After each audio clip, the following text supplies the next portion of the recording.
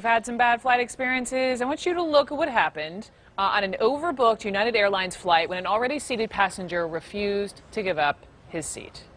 Hey,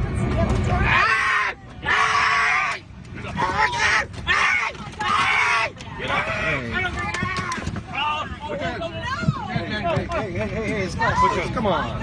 Come on. Gotta go. Hey, you busted his lip. Oh my God, look at what you did to him. Oh my God. So, here's what United says, quoting from their statement here, quote, Flight 3411 from Chicago to Louisville was overbooked. After our team looked for volunteers, one customer refused to leave the aircraft voluntarily, and law enforcement was asked to come to the gate. We apologize for the overbook situation. An overbooked flight.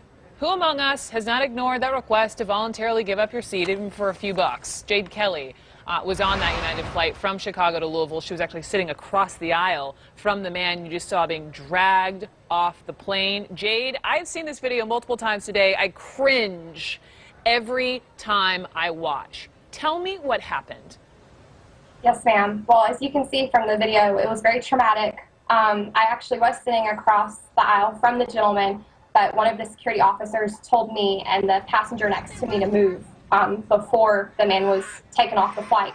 So we were moved to the back of the plane, standing up, and I couldn't see very well over the officers, but I heard the screaming, and I saw it appeared they were dragging him off the flight, and then we returned to our seats after that, but it was horrible. I had trouble sleeping last night. And even just now hearing the video again, it gives me chills. It was just a traumatic experience. And I was sobbing as the man left the plane. And one of the flight attendants actually handed me some tissue. And when United couldn't handle it, when they lacked leadership to handle it, then they called in the security. And from there, the man was dragged off very violently. But then even, Jade, after he was dragged off, he ran back on the plane. Yes, ma'am. About 10 minutes later, I'm not sure what happened, but I saw him running back on the plane. His face was bloody, and he was crying out that he just needed to get home, that he needed to get home.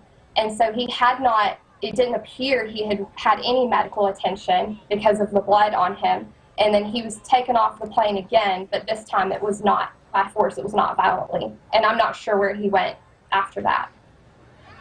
What are we coming to? This has happened. This is what the United CEO apparently has said. Quote, this is an upsetting event to all of us here at United. I apologize for having to reaccommodate these customers. Our team is moving with a sense of urgency to work with the authorities and conduct our own detailed review of what happened. So, you eventually get to Louisville. What did the flight attendant say? And do we even know how this guy's doing? When we when we finally did take off for Louisville, about 2 hours after the original departing time, the flight attendants said they were sorry that we had to witness the incident. And the flight was dead silent. The mood was very solemn, returning back to Louisville. And even leaving the plane, we were told again, they apologized that we had to witness the incident.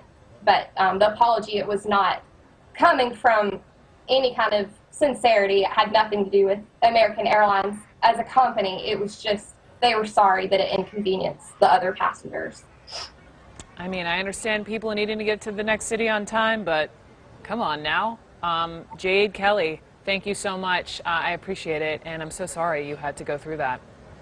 Thank you for having me.